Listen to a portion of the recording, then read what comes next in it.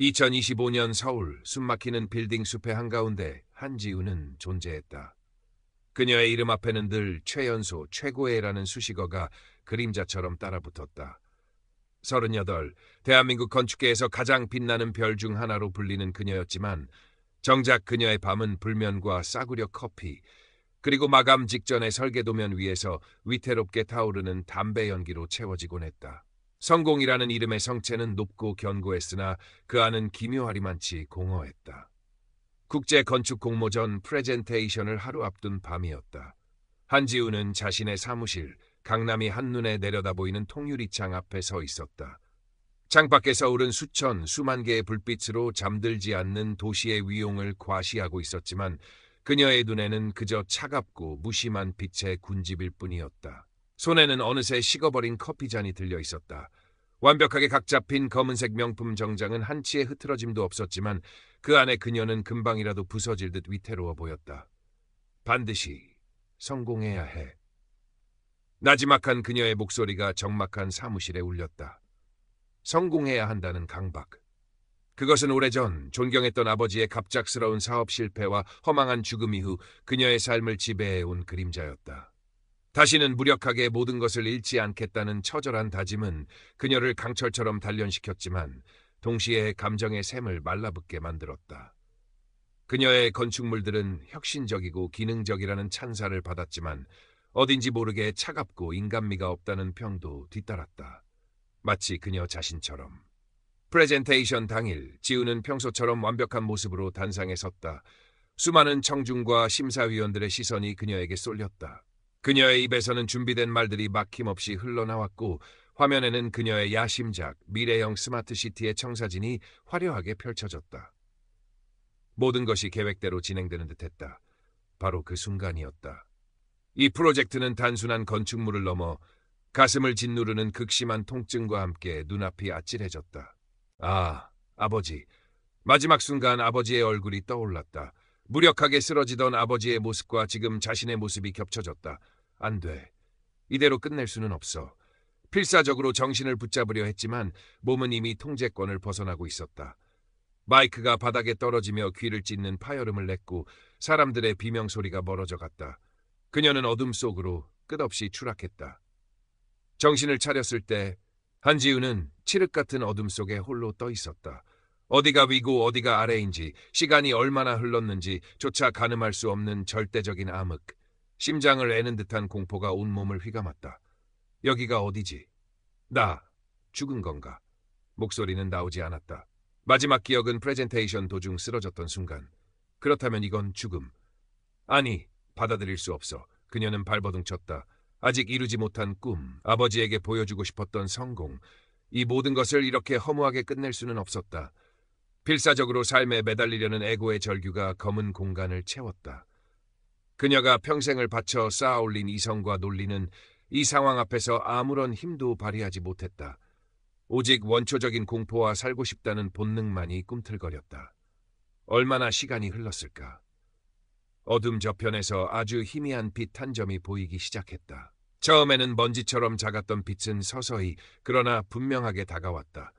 그 빛은 눈부시도록 강렬했지만 이상하게도 눈이 아프지 않았다. 오히려 형언할 수 없는 따스함과 평화가 느껴졌다.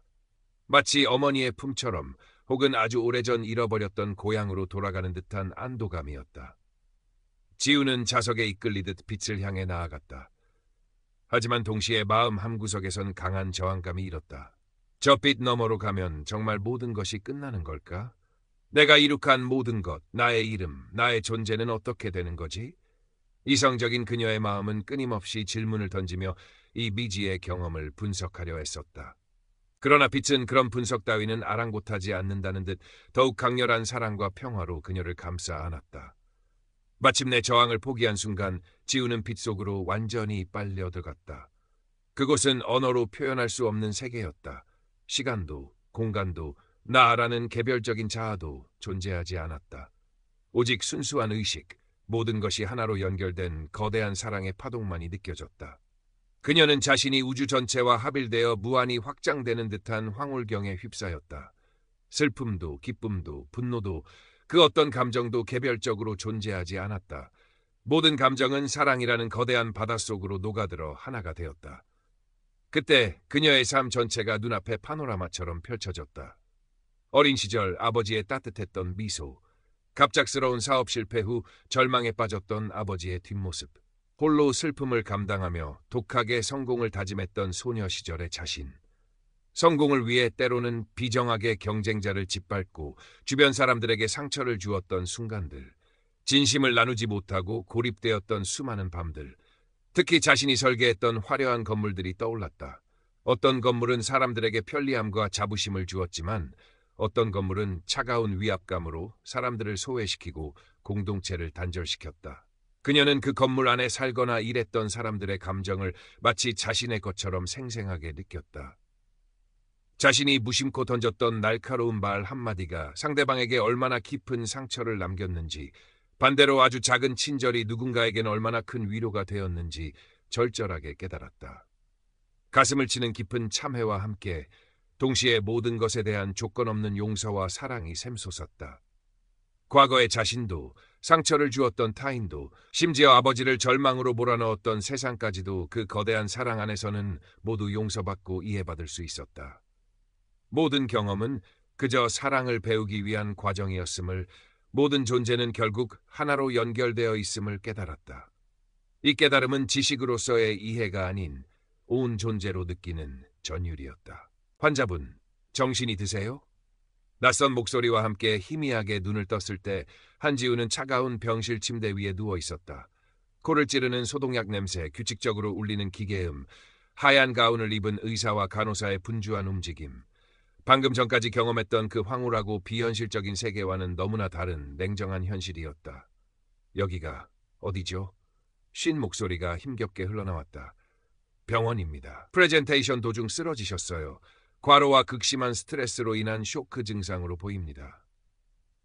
의사의 진단은 명료했지만 지우에게는 아무런 의미도 전달되지 않았다. 쇼크? 환각? 그녀가 경험한 것은 그런 단어들로 설명할 수 있는 것이 아니었다.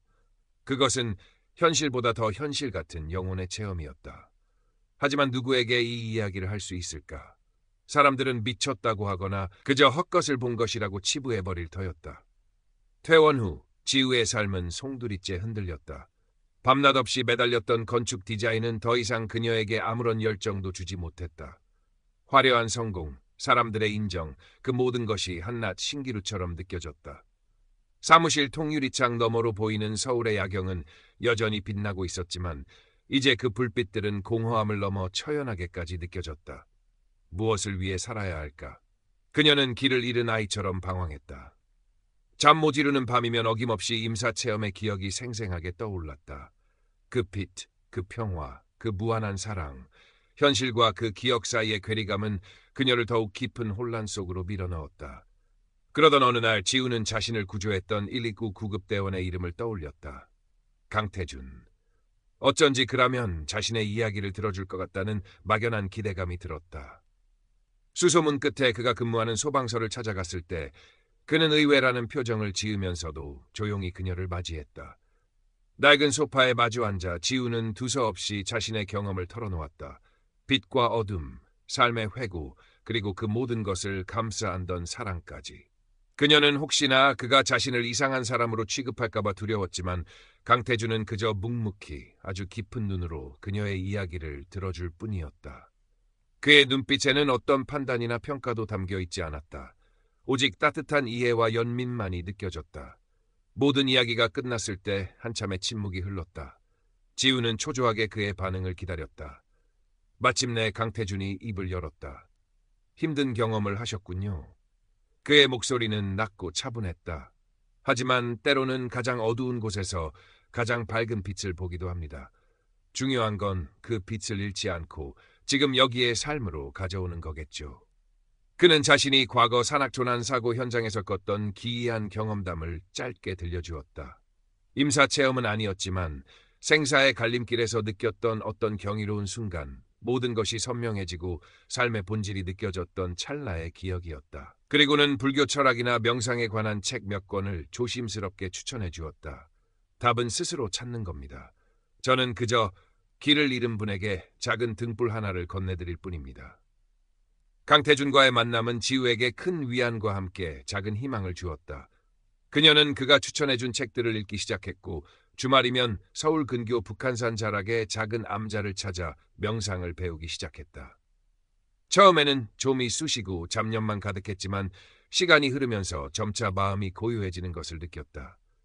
풀벌레 소리, 바람 소리, 나뭇잎의 속삭임. 이전에는 미처 깨닫지 못했던 자연의 소리들이 그녀의 마음을 부드럽게 어루만졌다. 하지만 현실로 돌아오면 여전히 혼란스러웠다. 회사에 복귀했지만 예전처럼 일에 몰두할 수 없었다. 회의 시간에는 멍하니 창밖을 바라보거나 설계도면 위에서 길을 읽기 일쑤였다. 동료들은 수군거렸고 상사는 노골적으로 불만을 표시했다. 가족들, 특히 평생 그녀의 성공을 자랑스러워했던 어머니는 지우의 갑작스러운 변화를 이해하지 못하고 걱정과 함께 질책을 쏟아냈다. 내가 지금 제정신이니? 다 된 밥에 콧밭 때릴 작정이야? 여태까지 쌓아온 게 얼만데. 어머니의 절규는 비수처럼 지우의 가슴에 꽂혔다. 과거의 성공 지향적인 애고가 끊임없이 속삭였다. 그래, 이게 현실이야. 그깟 환상 때문에 모든 걸 망칠 셈이냐. 결국 실패자로 낙인 찍힐 뿐이라고. 내면의 목소리들과 현실의 압박 사이에서 그녀는 매일 밤 고통스럽게 뒤척였다. 임사 체험에서 느꼈던 평화는 마치 한여름밤의 꿈처럼 아득하게만 느껴졌다. 갈등은 정점을 향해 치닫고 있었다. 지우가 오랫동안 공들여온 대규모 이칸 라르마크 건축 프로젝트의 최종 심사가 코앞으로 다가온 것이다. 이 프로젝트는 그녀의 경력에 활용점정을 찍을 기회였고 모두가 그녀의 성공을 의심치 않았다. 하지만 지우의 마음은 다른 곳을 향하고 있었다. 우연히 알게 된 도심 외곽 소외된 지역 주민들을 위한 작은 커뮤니티 센터 설계 공모전. 예산도 규모도 명성도 비교할 수 없이 초라했지만 이상하게도 그곳에 마음이 끌렸다. 그녀는 며칠 밤낮을 고민했다. 랜드마크 프로젝트는 과거에 그녀가 꿈꾸던 모든 것이었다. 부와 명예, 사람들의 인정. 그러나 임사 체험 이후 그 모든 것이 공허하게 느껴졌다. 반면 커뮤니티 센터는 비록 작고 보잘것없을지라도 사람들에게 진정한 쉼과 교감을 줄 수 있는 공간이었다. 그녀가 빛 속에서 느꼈던 연결과 사랑의 가치를 담아낼 수 있는 곳. 마침내 그녀는 결심했다. 랜드마크 프로젝트의 최종 프레젠테이션을 포기하고 커뮤니티 센터 설계에 모든 것을 걸기로. 이 결정은 회사와 건축계에 큰 파장을 일으켰다. 오랜 파트너이자 그녀를 아꼈던 선배 건축가 박 이사는 그녀의 사무실로 쫓아와 불같이 화를 냈다. 한지우, 너 미쳤어. 제정신이야? 이 프로젝트가 너한테 어떤 의미인지 몰라? 내 모든 걸 걸고 여기까지 왔잖아. 어머니는 전화로 몇 시간 동안 울며 그녀를 말렸다. 제발 엄마 소원이다. 한 번만 다시 생각해봐. 내 아버지도 하늘에서 통곡하겠다. 아버지, 그 이름은 여전히 그녀의 가장 아픈 손가락이었다. 과거 아버지의 실패가 떠오르며 또다시 실패할지도 모른다는 두려움이 엄습했다. 성공해야 한다는 강박, 사람들의 기대를 저버릴 수 없다는 압박감, 그리고 모든 것을 잃을지도 모른다는 불안감이 그녀를 짓눌렀다. 밤마다 악몽을 꾸었고 식은땀을 흘리며 깨어나곤 했다. 그녀의 에고는 마지막 발악을 하듯 끊임없이 속삭였다. 돌아가, 아직 늦지 않았어. 이게 네가 원하는 삶이 아니잖아. 그녀는 흔들렸다. 모든 것을 포기하고 싶었다. 그때 강태준이 건넸던 말이 떠올랐다. 진정한 성공은 어쩌면 가장 높은 곳이 아니라 가장 깊은 곳에서 발견되는 건지도 모릅니다. 내면의 평화와 다르지 않다는 뜻이죠. 그리고 임사체험에서 느꼈던 모든 것을 감싸 안던 무한한 사랑과 평화, 그 어떤 성공이나 명예와도 비교할 수 없었던 충만함. 지우는 눈을 감았다. 자신의 두려움과 애고를 정면으로 마주했다. 그래, 두렵다. 실패할까봐, 사람들에게 외면당할까봐 두렵다. 하지만 더 이상 거짓된 성공을 위해 내 영혼을 팔고 싶지는 않다. 그녀는 조용히 속삭였다. 괜찮아. 실패해도 괜찮아. 넘어져도 다시 일어설 수 있어. 중요한 건 내가 옳다고 믿는 일을 하는 거야. 내 마음이 진정으로 원하는 가치를 따르는 거야. 그녀는 랜드마크 프로젝트 관련 서류들을 깨끗이 정리했다. 그리고 커뮤니티 센터 설계 도면을 펼쳤다. 그 순간 놀랍게도 마음속 깊은 곳에서 잔잔한 평화가 밀려왔다. 두려움이 완전히 사라진 것은 아니었지만 더 이상 그 두려움에 압도당하지 않았다. 몇 년의 시간이 흘렀다. 한지우는 더 이상 건축계의 화려한 스포트라이트를 받는 존재는 아니었다. 하지만 그녀의 이름은 다른 의미로 사람들에게 기억되기 시작했다. 사람을 향하는 건축가, 공동체를 살리는 디자이너. 그녀가 설계한 도심 외곽의 작은 커뮤니티 센터 햇살마루는 지역 주민들에게 사랑받는 공간이 되었다. 아이들의 웃음소리가 끊이지 않았고 노인들은 그곳에서 함께 음식을 나누고 이야기를 꽃피웠다. 지우는 가끔 그곳을 찾아 사람들과 어울리며 그들의 이야기에 귀 기울였다. 그들의 소박한 미소 속에서 그녀는 이전엔 결코 느껴보지 못했던 깊은 충만함과 행복을 느꼈다. 그녀의 얼굴에는 과거의 날카로움과 긴장감 대신 부드러운 미소와 깊은 평온함이 자리 잡고 있었다. 건축에 대한 그녀의 철학도 변했다. 더 이상 높고 화려한 건물을 추구하지 않았다. 대신 사람과 사람, 사람과 자연을 연결하고 공동체의 삶을 풍요롭게 하는 공간을 만드는 데 집중했다. 그녀의 디자인에는 임사체험에서 느꼈던 사랑과 연결, 조화의 가치가 자연스럽게 녹아 있었다. 가끔 강태준과 만나 북한산이 보이는 작은 찻집에서 차를 마시며 산과 영성에 대한 이야기를 나누곤 했다. 그는 여전히 묵묵히 그녀의 이야기를 들어주었고 그녀의 성장을 진심으로 응원해 주었다. 어느 이른 새벽, 지우는 북한산 자락의 작은 암자, 그녀가 처음 명상을 배웠던 그곳을 다시 찾았다. 꿈마루에 앉아 떠오르는 해를 바라보며 조용히 명상에 잠겼다. 차가운 새벽 공기가 폐부 깊숙이 스며들었지만 마음은 더없이 따뜻하고 평화로웠다. 그녀는 여전히 삶의 의미를 탐구하는 과정에 있었다. 때로는 길을 잃고 흔들리기도 했지만 더 이상 두려움에 사로잡히지는 않았다. 그녀의 내면에는 임사체험에서 만났던 그 빛, 그 영원한 사랑이 꺼지지 않는 등불처럼 빛나고 있었다. 세상의 모든 존재에 대한 깊은 감사와 사랑을 느끼며 그녀는 고요히 미소 지었다. 새로운 하루가, 새로운 삶이 그녀 앞에서 조용히 펼쳐지고 있었다.